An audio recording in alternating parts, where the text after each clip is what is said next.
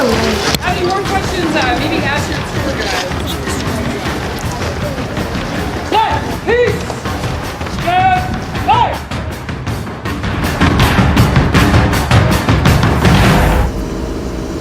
Your breakfast. This was Chase. I woke up really early. Yeah, I'm still used to my... We know something that looked like this existed 400 years ago. Drawings. Those primary sources I told you about, that guy John White did a drawing of something like this. There was a fire in the middle, men dancing around the outside of it. So the Europeans who were watching, the English, felt it was for ceremonial purposes. Could they know for sure? So probably not for sure, but they figured it was for ceremonial purposes. The neat thing about these is that these were done by one of today's Powhatan Indians. There are 11 recognized tribes in Virginia today. And so it's really neat that today's Powhatans can help us tell the story. Because there was a time, first of all, the Powhatans had no written language. So you have nothing written down to pass on. So if you don't have a written language, how do you teach people? How do you teach your kids? Speak to them. What? You tell them stuff. Oral tradition, oral story. But there was a time in our country when Native Americans were persecuted. And they did not pass on their oral tradition to their kids. As a matter of fact, many of the kids were forcibly taken away from them to break tradition. And so there's a lot lost about the Native Americans today. So this is really neat that one of today's Powhatans will be able to help us tell their story. My name's Carol, by the way. Don't tell me yours, I will never remember all of them. It's early morning, might not remember my own. You are on board the Discovery. So, I've been told to challenge you, so I'm not going to give you the answer, you're going to give me the answer. Pride for the team. What about pride for your family or pride for the group that you came from?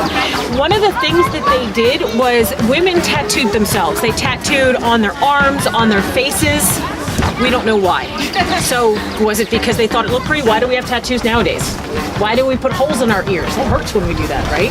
So, so different reasons for doing that. So what I have here, though, are things that they would have worn to show maybe how important they were. Can you tell from that, do you know which ones they would have had the least of and would have been most important to them? The colored ones, absolutely, yep. And they're made from glass. The Powhatan did not know how to make glass. Those came from the English. They were traded with the English. And think about what there is in nature that you can use to dye things blue. Flowers. Maybe flowers, indigo in particular, certainly works. Berries are purple. I learned that the hard way. And so there's very little, so the color itself was significant to them as well. Is there anything else that you know of? Yes, sir. The copper. Yep. A piece of copper this big would have indicated probably that it was at the very least the chief of the town, if not paramount chief. This was a significant amount of copper for them. I have a necklace that has tiny, tiny, tiny little copper beads. Still means I'm important, but not as important as the chief. So, if you go out and you trade and you get a piece of copper or you get the blue glass beads, do you get to keep them? Yeah, probably not.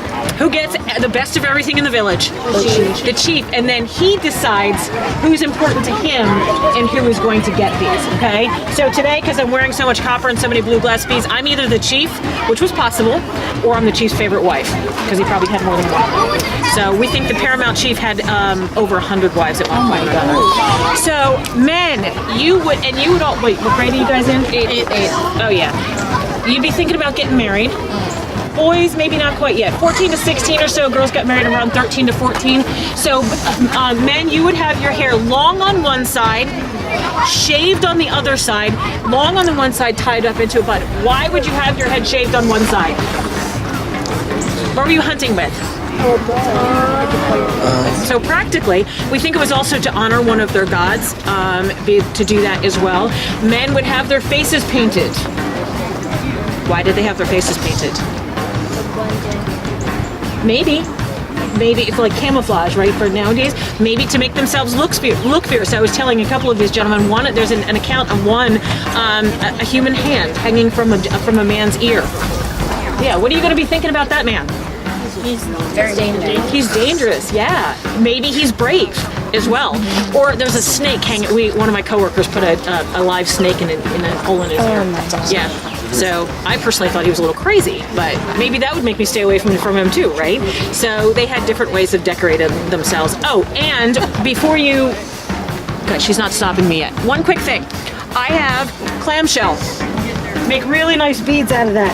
Really tiny little purple beads out of that, okay? Great trade items for people in the mountains because they're not going to have access to that. So I have a smaller one, and if somebody wants to try this, just kind of a rough stone, and I'm grinding away at this tiny little piece of, so I can turn it into a tiny little bead. Women, that would probably be mostly your work. Anybody want to try it before you go? Not this morning? No, me neither. A lot of work for tiny little beads. But all right, do you guys have any questions about anything? No? Okay. Thank you. How did you get the holes inside the beads? Good question. And I was talking to them about that too. So I would take it at about this point, before it's really, really small, and this is flint, a trade item for the Powhatan, but see that really sharp edge to it, and just push down and grind away. I could also take a small piece of flint, put a handle on it, and just make a tiny little drill out of it. And what you're going to want here at Jamestown is somebody that can do repair work. You have all these leather goods coming out of England.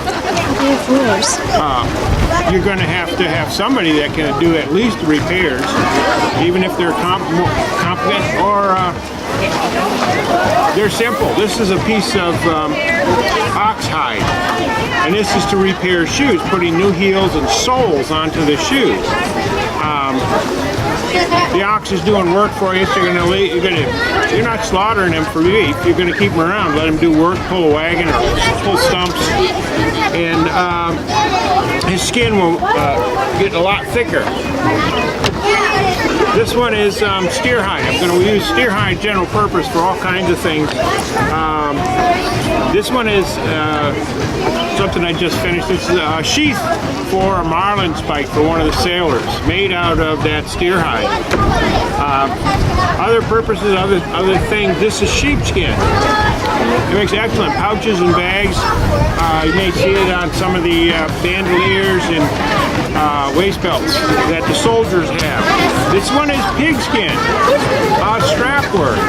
Actually, I don't know if you can see. Can you see the pattern of dots on the surface? That's where the hair grows. Pigs are hairy. And then I have this one, which is for fancy work. This is kid skin.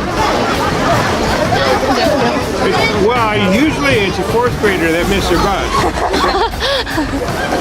Yeah, baby goat. Yeah. Some of these larger animals are giving you a large piece, because it's the skin. They're giving you a large piece of leather. But you're going to have to cut it, and it's called a round knife, even though it's not round. You can cut it into pieces. You can use that edge or turn it around or rock it. That means you can do pizza. And once you've got it cut into pieces, you're going to sew things together. They're going to be attached by sewing. So, of course, when you sew, you need needle and thread. But with leather work, you're going to need another tool called an awl, A-W-L. Gosh. And this will pierce a hole through the leather, and you can pass the needle and thread through. Now, they're not really producing manufactured goods here, so the needles are coming from England, from a needle maker. The thread, though, is coming from England, but it's coming in the form of a single strand of flax thread. Not very strong. So what you want to do is pull off 2 pieces, 3 pieces, and coat them with beeswax, and then twist them very tight. The beeswax makes them sticky, so that when you twist, it doesn't unravel. Problem with beeswax is it's coming from England. Why is beeswax coming from England? Well, it's because there are no honeybees here. They're brought over from England also. You start to see that they're very dependent on those ships coming in with materials for them. Ships don't show, you have problems. Does anybody see anything they're curious about? Have any questions for me? Yes, ma'am. What's that? This? It's heavy. It's lead. and I use it as a base for a punch. This is sharp. This is sharp, and I don't want to damage this. This tool should last a lifetime, maybe 2 lifetimes. I only get 1. The other end, I'm going to use a wooden mallet, not a steel hammer. Because if I used a steel hammer, this would look like a mushroom. You'd have to get a new tool. I use it as a base to punch into, because that lead is a soft metal, so you're not damaging the edge. You can also use ingrain. But where'd it go? It's right here. Ah. Yeah, you can feel it. You can pass it on. Easy there, Luke. But you can use ingrain. The ingrain won't damage it either.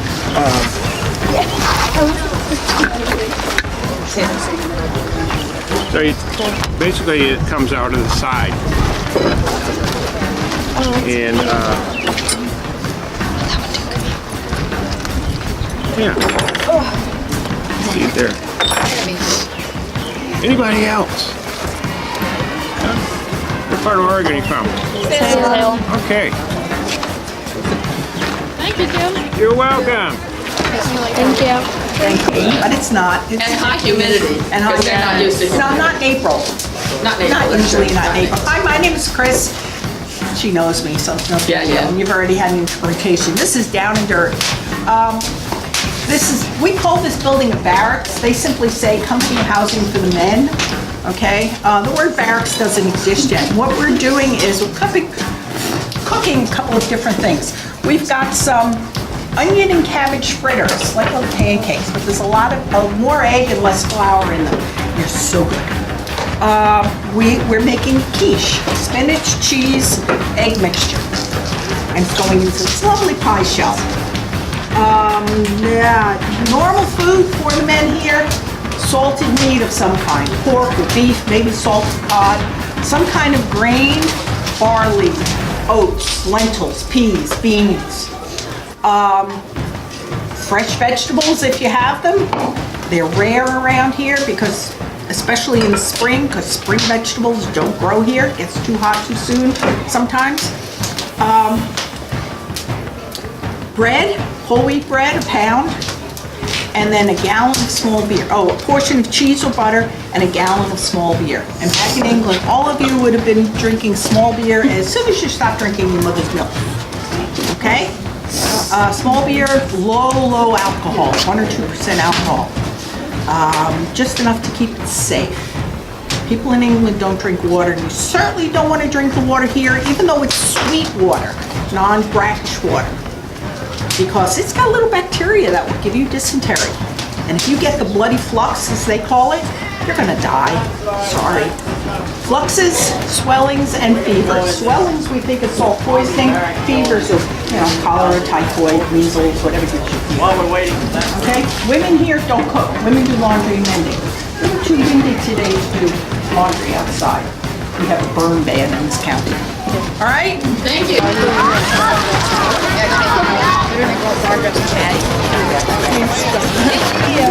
Okay, scraping away. That it doesn't ship. Not too soon. Yeah, I bet you can tell cheaper. Yeah, Nathan. Okay, pass it on. 2 more. No, John. Who else wants to try it? Good job. Yeah, Chris. Okay, they're getting along. Good job. All right, spit it out. Okay, guys. It has a spout on the top, so I make sure I put the right amount of gunpowder every time. The gunpowder in the barrel. What goes inside the barrel along with the gunpowder? The bullet, right? So I have a bullet in these pockets. Or one of the rules here says, have some bullets in your mouth so you're really ready to go. So then I just put a bullet out of my mouth, pop it in there. Use the stick, make sure the bullet goes all the way down, it doesn't get stuck somewhere up here. It goes all the way down, it sits on top of the gunpowder. And then, this is called a firearm. That kind of tells you what's the last thing that you need. fire. You have to have some kind of fire. Every gun invented has some kind of fire, but this is the oldest kind of gun that was really used on the battlefield. So it has a really old kind of fire. These soldiers actually carried a piece of rope that's burning on the end. And that's what they used to blow up the gunpowder. Would you all want to carry burning rope around in your fingers? It's kind of weird. What would happen? Can you think of some problems of carrying burning rope around with you? It could catch you on fire. Yeah, that's never happened to me too bad, but I did burn a big hole in my breeches one time. What would you do if your burning rope went out? You can't shoot. Exactly right. So it's something you have to think about. That happens to the colonists sometimes too. Yeah, the burning rope is there to blow up the gunpowder so that you can shoot. Now, when I'm ready to shoot, I just put the burning rope here into this little piece called a serpentine, and then I open that pan of gunpowder up, and when I pull the trigger, the burning rope comes out and it touches the gunpowder. It blows up, and then there's a hole in the side of the barrel, so some of that fire goes through the hole, and it blows up the gunpowder in here, and then what happens to the bullet? It shoots out. That's really what makes this dangerous, right? It's not the explosions or the sound or the fire, it's the bullet coming out. And these bullets can be really big. A lot of your tour guides probably have a bullet to show you, but some of them are big enough, so big they're 3/4 of an inch across. They're big enough that they could shoot a horse. Or they're even big enough to shoot through something. What do you think they might be trying to shoot through? A tree. Not a tree. What am I wearing that they might try to shoot through? Armor. Exactly. So they can actually shoot through armor and still kill me underneath the armor. That's what the bullets are. What would happen if you shot them at someone who wasn't wearing armor? You would die. They would die. You create a really bad wound. That's why these colonists are proud of it. They say, well, this gun creates a really bad wound. They're shooting them at the Indians who are not wearing armor. And they're winning a lot of fights with these muskets. Plus, the colonists are wearing armor, so that makes it harder for the arrows to hurt them. Also, the musket shoots farther than arrows. Why is that important to them? Yeah, the Indians are, even if the Indians are far away from them, they can shoot farther than the arrows and they can hit them first. So those characteristics help the English win their fights here. It helps them have a permanent colony here and take over the way that they plan. Why we talk about this musket here at this museum. Do you all have any questions for me?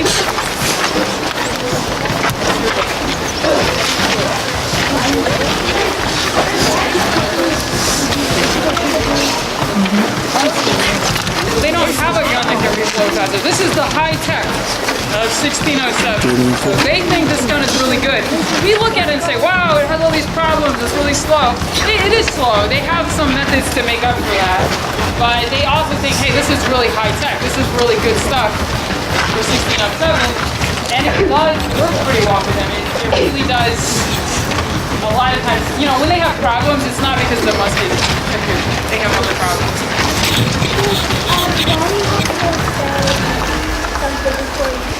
That's kind of like a modern thing, so we can tell you guys that we're about to. That's why I'm saying something. If I had a bunch of soldiers shooting and I wanted them all to shoot at the same time, I could yell that out. Present your piece. That's like, present it up and then fire, pull the trigger.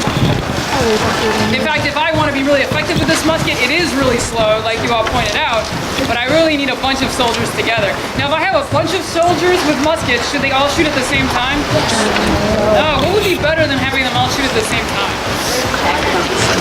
Just a couple at a time, right? So maybe if I have 30 soldiers, I should have them shoot like 5 at a time. So then there's always 5 people shooting. What's everybody else doing? They're reloading, so when it's their turn to shoot, they should always be ready. And if I train them a lot, I can probably get them to shoot their musket 3 times in a minute, which means that altogether they can shoot a lot faster than 3 times. Alright, I'm gonna go ahead and shoot it for you again, and then I'm gonna turn you back over to your tour guides. See you guys coming out today. Have any more questions? Maybe ask your tour guide. Peace!